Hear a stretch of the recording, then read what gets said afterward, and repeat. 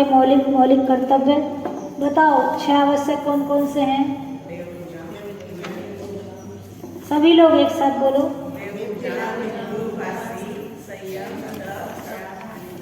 देव पूजा, गुरुपास्ति, स्वाध्याय, संयम, तप। बोला चंकेश्वरा दादी 6 आवश्यक, खड़े होकर बताओ।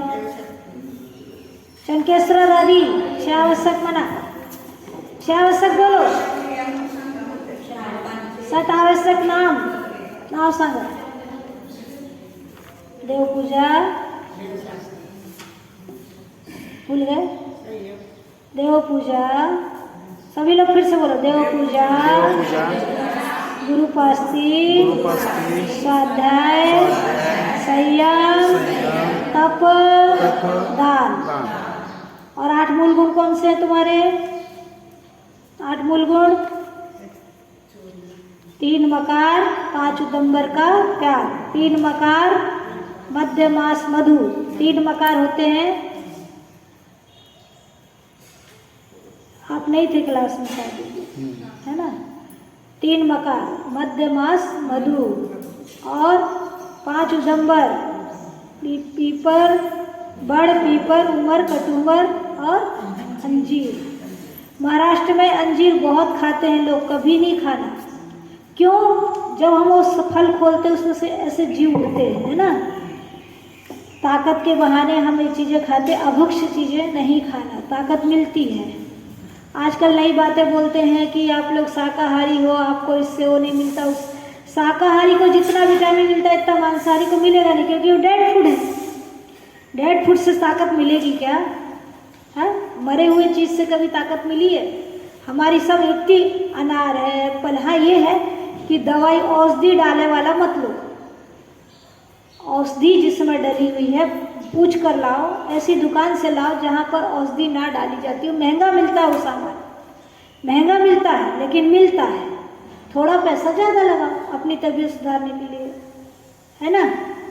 चलिए आगे अपन कल पढ़ रहे थे, ये हो गया 6 आवश्यक। अब आपके 6 अंग, पूजा के कितने अंग हैं? 6।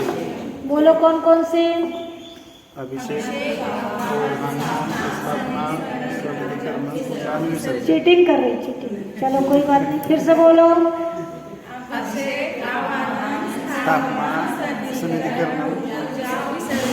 पहला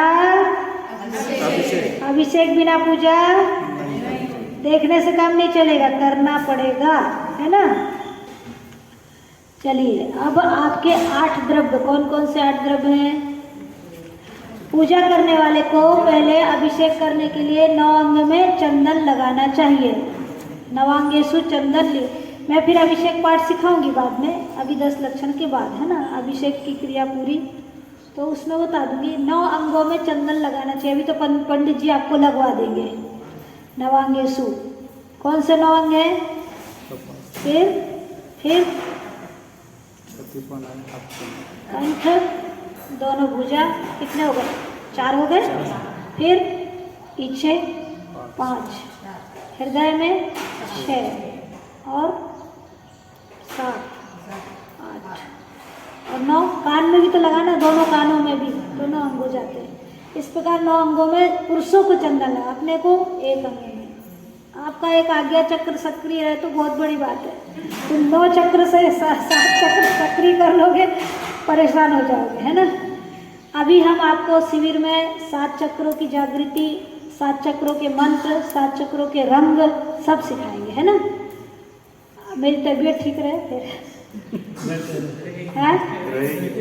कल ऐसी हालत हो गई थी कि ऐसा लग रहा था।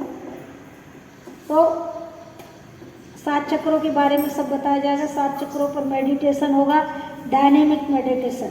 आप एडवर्टाइज करें, जो लोग नहीं आए हैं अभी इतने दिनों का लाभ नहीं लिया, उन लोग को भी लाभ लेने दें।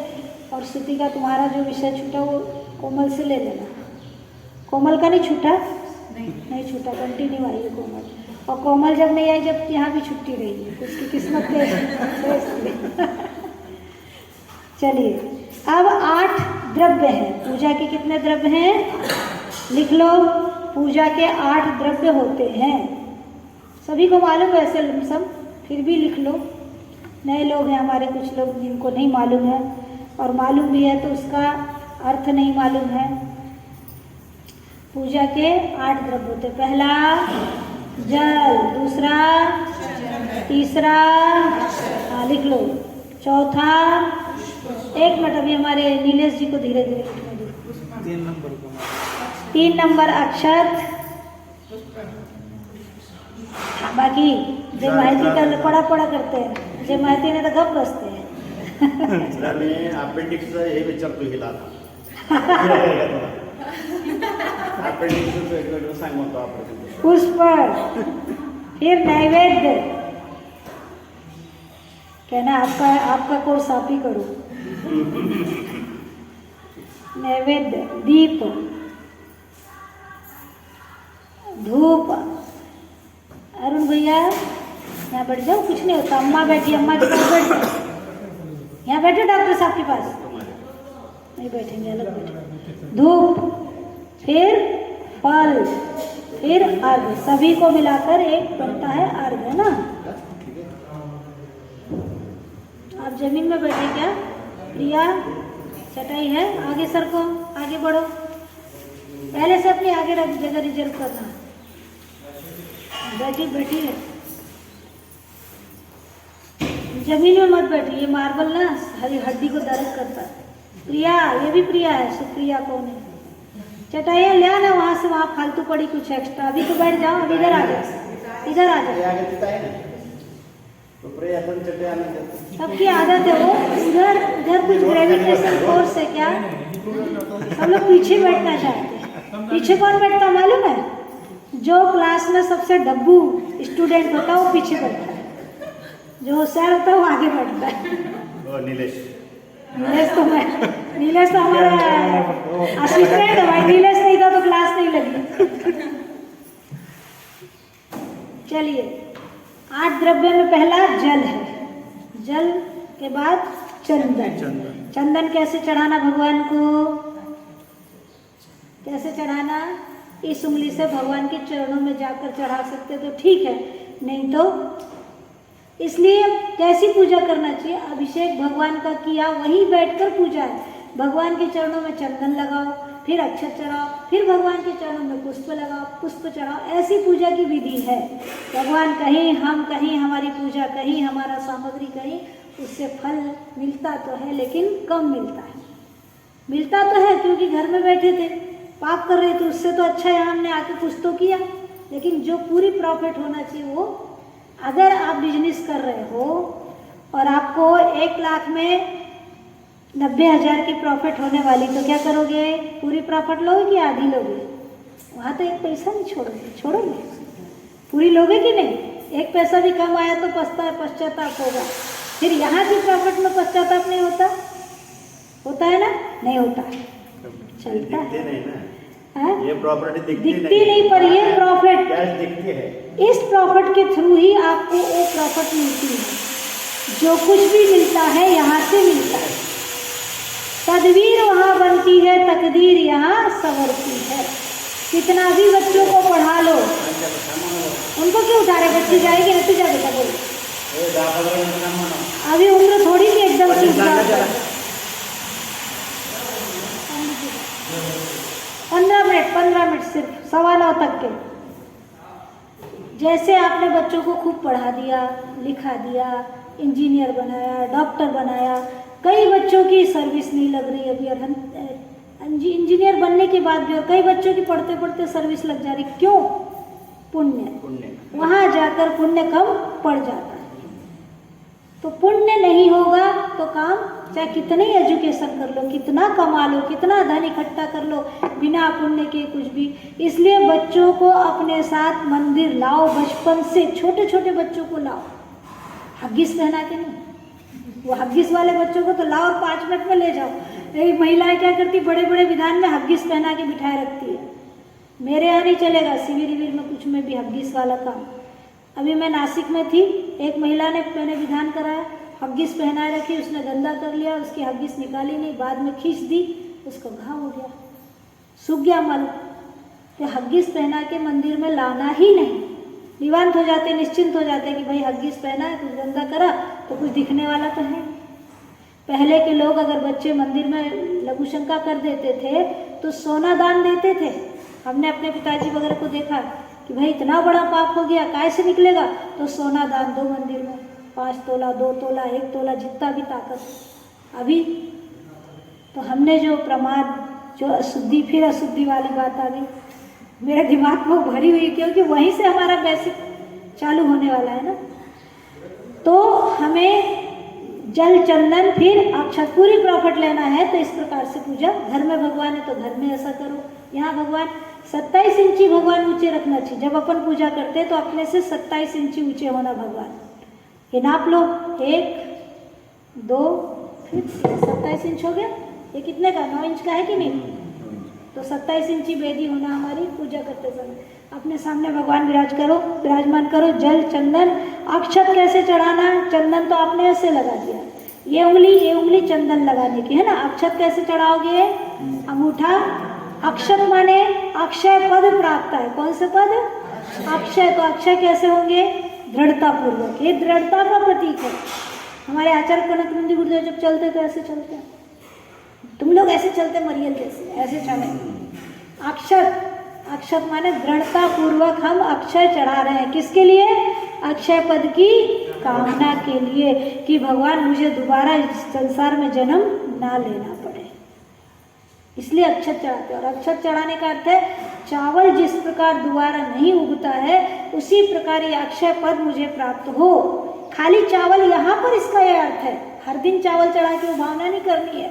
खाली चावल नहीं चढ़ाने हैं, हमको अष्टद्रव्य चढ़ाकर दर्शन करना भगवान का। देव दर्शन भी 5 पुंज चढ़ाए, चाहे उसमें आप कुछ भी चढ़ा सकते हैं, लेकिन अक्षय की जगह में अक्षत इसलिए चढ़ाया जाता है कि दोबारा जैसा चावल दोबारा जन्म नहीं लेगा, पैदा नहीं होगा, उसी प्रकार हे भगवान अक्षय पद प्राप्त के लिए हम आपको अक्षत चढ़ा रहे हैं, है ना। पुष्प क्यों चढ़ा रहे हैं, पुष्प काम बाण के नाश के लिए। पुष्प सुंदरता का प्रतीक है और पुष्प से हम अट्रैक्ट होते हैं और संसार में भी हम अट्रैक्ट हो रहे हैं। तो उस अट्रैक्शन को यहाँ पर लगाना है। उस अट्रैक्शन को खत्म करके, कम करके, खत्म नहीं करो तो कम करके हमको प्रभु से अट्रैक्शन लगाना है। और जो संसार में हम भटक रहे, कामदेव से हरिहर ब्रह्मा आदि हारे, सभी हार गए, लेकिन हमारे 3 लोक के नाथ नहीं हारे। क्यों नहीं हारे, क्योंकि इनके आगे कोई भी जीत नहीं पाया। जब इन्होंने कर्मों का नाश कर दिया तो सीता जैसा प्रतींद्र कितनी देवांगनाओं को लेके आया था कि मैं राम को अपने साथ मोक्ष ले जाऊंगी, मेरे पहले मोक्ष जाने नहीं दूंगा। प्रतींद्र बन गया, अब तो मैं मोक्ष जाने नहीं दूंगा।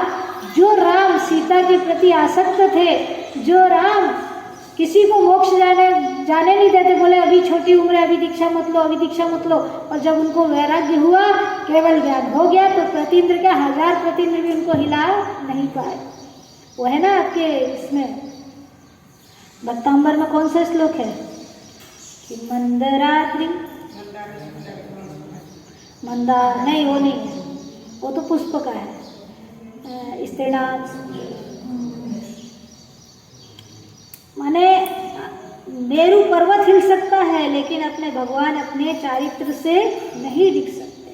तो ऐसे भगवान जिन्होंने अपने चारित्र को प्राप्त किया है, जिन्होंने कामबाण को नाश किया है, उनके चरणों में जब हम फूल चढ़ाएंगे, पुष्प चढ़ाएंगे, तो हमारे भी कामबाण का नाश होगा।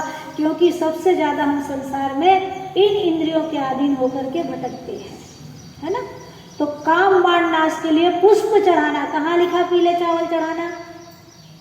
सारिका बैठ जा बेटा 10 मिनट क्लास में, फिर कर ले पूजा। कहाँ लिखा है पुष्प, पीले पुष्प चढ़ाना? लिखा कहीं पर? लिखा है क्या पीले चावल चढ़ाना? क्या लिखा? किसी भी आचार्य ने, चाहे वो कोई सा भी हो, चाहे वो तेरापंथी की भी, अभी की भी किताबें हो, कहीं पर पीले चावल लिखा है क्या? पुष्प लिखा ना। पुष्प का अर्थ क्या है? फूल है कि नहीं है? कौन से फूल? खिले हुए। अब यहाँ की कोई महिला ने एक महिला को सिखा दिया कि फूल नहीं चढ़ाना, लौंग चढ़ाना। अभी भगवान को मत देखो, मेरे को देखो 5-10 मिनट। दोपहर की क्लास में भी नहीं आती, कुछ नहीं सीख रही हो, पैसा पैसा कर ले, वो जय देगा तेरा साथ, पैसा देगा साथ, सुनती नहीं है। पुष्प लवंग पुष्प है, कदाचित सूखा हुआ पुष्प है।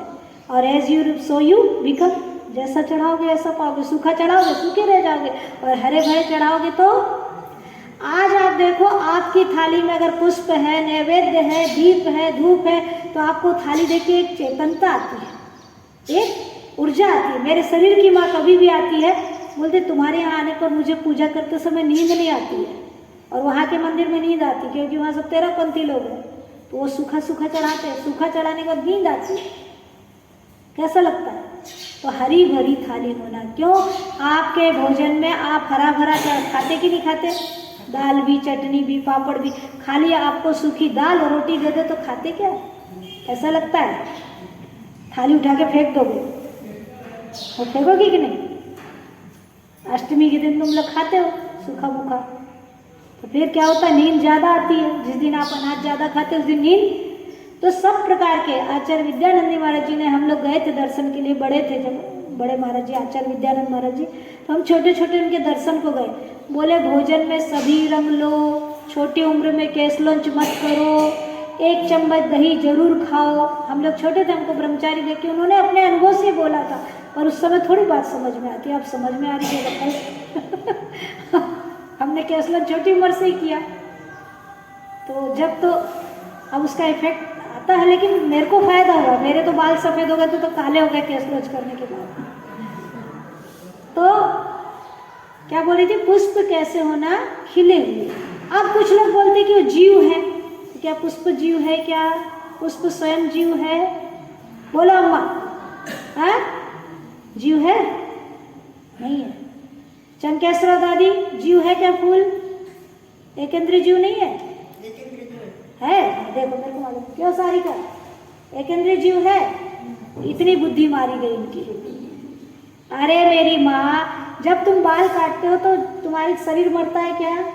नाखून काटते तो शरीर मरता है क्या?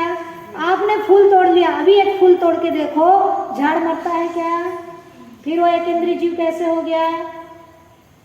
मेरे को यही सुनना था आप लोग से। मुझे मालूम है तुम्हारी पहुँच कहाँ तक है, मुल्ला की पहुँच वैसे हाल है। एकेंद्रीय जीव नहीं है। कौन? फिर फल क्यों खाते? फल कितने इंद्रिय जीव है? बोलो, दिमाग लगाओ थोड़ा सा। मेरी क्लास में नहीं आ रहा है, मैं 6 ढाला में बताती हूँ। फल एक इंद्रिय है, झाड़ एक इंद्रिय, फल बोलो, फल कितनी इंद्रिय जीव है? बोलो, नहीं है जीव। क्यों? क्योंकि फल जब तोड़ लिया तो झाड़ नहीं मरा। अपने यहाँ वनस्पति के 2 भेद है, सप्रतिष्ठित और अप्रतिष्ठित। तो सप्रतिष्ठित फल जो होता है, सप्रतिष्ठित फूल होता है, सप्रतिष्ठित पत्ती होती है, सप्रतिष्ठित सब्जी होती है, उसको आप जब तोड़ते हैं तो एक साथ सारे जीव मर जाते। झाड़ भी उसको तोड़ने के बाद झाड़ मर जाता है, क्योंकि उसके एक जीव के साथ अनंत जीव एक साथ जी रहे हैं और मर रहे हैं। वो कहलाता सप्रतिष्ठित। और जो हम जो ले रहे हैं वो है अप्रतिष्ठित। जल्दी बैठो डॉक्टर साहब, बहुत विषय ये चल रहा, बाद में भगवान को देखना। सप्रतिष्ठित और क्या भेद हुए? 2 बोलो, सप्रतिष्ठित और अप्रतिष्ठित। सप्रतिष्ठित को तोड़ने के बाद एक साथ सारा पूरा झाड़ मर जाता है। समझ में आया? एक साथ पूरा झाड़ मर जाएगा। और प्रतिष्ठित को तोड़ने के बाद झाड़ नहीं मरेगा। प्रत्येक वनस्पति और साधारण वनस्पति, उसके दूसरा नाम है प्रत्येक वनस्पति और साधारण। तो हम लोग जो यूज कर रहे हैं वो प्रत्येक वनस्पति है। हमने फूल तोड़ा है। फूल कब तोड़ा है? कब तोड़ा? जब वो विकसित हो गया, तोड़ने की नौबत में आ गया है, तब हमने उस फूल को धीरे से निकाला है। और झाड़ मरने वाला, और फूल नहीं भी तोड़ेंगे तो फूल मुरझाने वाला, वो मुरझाएगा। उसके पहले हमने तोड़कर भगवान को चढ़ा दिया तो फूल भी धन्य हो जाता है। उस एकेंद्रीय की पर्याय भी धन्य हो जाती है। और आप देखना, प्रैक्टिकल करना कि जब हम उन फूलों को चढ़ाते हैं उस झाड़ में फूल बहुत आते हैं। अभी देख ले, गमले लाकर रखे, गमलों की विधि सही नहीं है, नीचे से छेद ना होने से मुरझा रहे हैं, फिर भी जो जो फूल भगवान को चढ़ रहे वो फूल बहुत आ रहे हैं।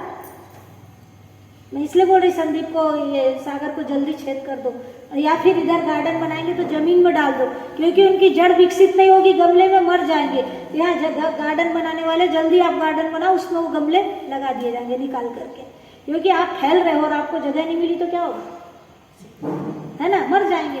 तो गमले में झाड़ ज़्यादा दिन नहीं टिकते, उनको स्पेस देना पड़ता। तो आज समझ में आया वनस्पति के कितने भेद हैं, बोलिए आप लोग।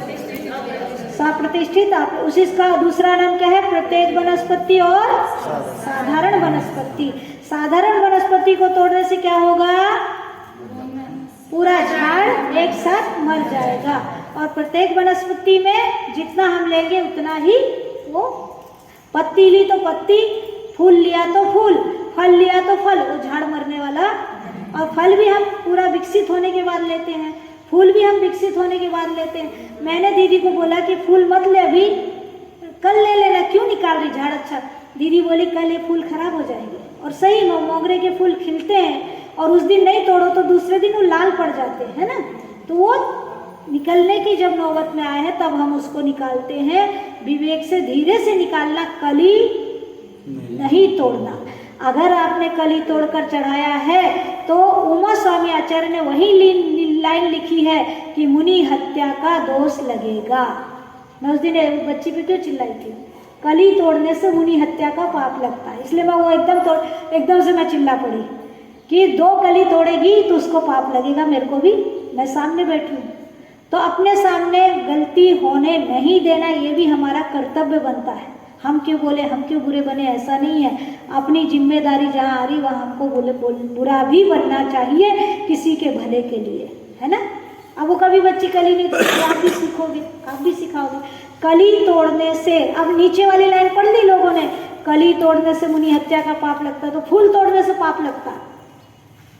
अरे उन्हीं आचार्य ने, उमा स्वामी आचार्य ने, आप कभी उमा स्वामी श्रावकाचार्य निकाल के देखो, ऊपर लिखा है फूल चढ़ाना चाहिए और नीचे लिखा कली तोड़ने से मुनि हत्या का पाप लगता है। पूरी बातें पढ़ो, आधी अधूरी मत पढ़ो। तो फूल चढ़ाना क्यों मना हुआ हमारे यहाँ, क्यों हम पुलाव चढ़ाने लगे, क्यों हम पीले चावल चढ़ाने लगे, तो जब हमारा देश परतंत्र हुआ, मुगलों का जब राज्य था, उस समय हमारी मूर्तियां नीचे छुपा के रखी गई तलघरों में। तो जो भी आदमी जाता था वो पैंट शर्ट पजामा कुर्ता, उस समय पजामा कुर्ता था, पैंट शर्ट नहीं था शायद, मैं तो पैदा नहीं हुई थी, पर ऐसा लगता पजामा कुर्ता था, क्योंकि मुगलों के समय में पजामा ज़्यादा पहनते वो लोग। तो वो चुपचाप जाता था और वहाँ जाकर वहीं स्नान करना, वहीं पर सूखी सामग्री रख देना और चुपचाप भगवान को चढ़ाकर ऊपर आना। अगर वो दिखता कि पूजा की धोती पहन के जा रहा है, थाली लेकर जा रहा, तो उसकी गर्दन रास्ते में ही। इसलिए वो परंपरा सूखी सामग्री की आज भी एमपी यूपी में चल रही है। और उन्हीं पंडितों ने, जो उस समय जो पंडित थे, उनने सोचा अच्छा यही नहाओ, यही सामग्री चढ़ाओ और यही आके चढ़ा दो। तो आप देखना एमपी में आज भी मंदिर में रखी हुई सामग्री चढ़ाते हैं। और एक बात ध्यान रखना आप लोग, आपने मंदिर में आकर जो चीज़ दे दी, चाहे चटाई हो, चाहे पाटा हो, चाहे, मैं अभी इस विषय को बहुत अच्छा पढ़ाऊंगी बाकी, मैं आपको बिल्कुल क्रम से ले जाना चाह रही हूँ। निर्माल्य के बारे में बहुत डिटेल बताने वाली हूँ मैं नहीं, गणनीय का विशुद्धमती माता जी ने एक पुस्तक छपाई है, वो चाहे आप हर घर में रखना, उसको छपाकर, उसके पेज छपाकर हर घर में रखना। आपने चौकी दे दी, अब आप इसको घर नहीं ले जा सकते, क्योंकि आपका नहीं है अभी। आप क्या सोचते हो, मैंने दी, मेरा पैसा है, मैंने लगाया, तुम्हारा हक, तुमने दान दे दिया। दान देने के बाद आपको कोई ज़रूरत नहीं उसको छूने की। आप घर नहीं ले, दिवाली पूजन में आप पाटे ले जाते हो मंदिरों से, चौकियाँ ले जाते हो, शादी ब्याह होता है, अब यहाँ का नहीं मालूम मेरे को, मैंने देखा है औरंगाबाद वगैरह में शादी ब्याह होता तो मंदिर की चटाइयाँ चली जाती है, जीवन होता तो मंदिर की चटाई ले जाते हैं, घर बनता तो मंदिर की सीढ़ी ले जाते हैं, पाइप ले जाते हैं, मंदिर से पानी खींच कर लेते हैं, सब निर्माल्य में आता है। निर्माल्य का बहुत बड़ा अर्थ, बहुत बड़ा पाप भी। मुझे कहानियाँ सुनानी आप लोग को, लेकिन आप लोग मुझे समय नहीं दे रहे हो। मैं तो तैयार बैठी हूँ, एक दिन में तो मैं सारा नहीं परोस दूंगी, मुझे टाइम लगेगा, और फिर आपके पास टाइम नहीं रहता। आपके टाइम को देखते हुए मैं सब देती हूँ, तो मैं क्या करूँ। तो तो अभी और कल हम समझेंगे प्रत्येक वनस्पति और साधारण वनस्पति। डॉक्टर साहब जल्दी आना, है ना। तो आज आपका प्यारा प्यारा टाइम हो गया, और जाकर इस विषय में चिंतन करो, मुझे और बताओ कि आज आपने क्या समझा है। साधारण वनस्पति, प्रत्येक वनस्पति, इस पर और डिस्कस करो घर में। कुछ प्रश्न उठते हैं तो उठा के लाओ, फिर मैं आपको और समझाऊंगी। अभी इस विषय में बहुत गहरी चर्चा चलेगी। चलिए। जिनवाणी के ज्ञान ते सूझे लो कालो, सोवाणी मस्तक नमो सदा दे तो 9 बार नमो।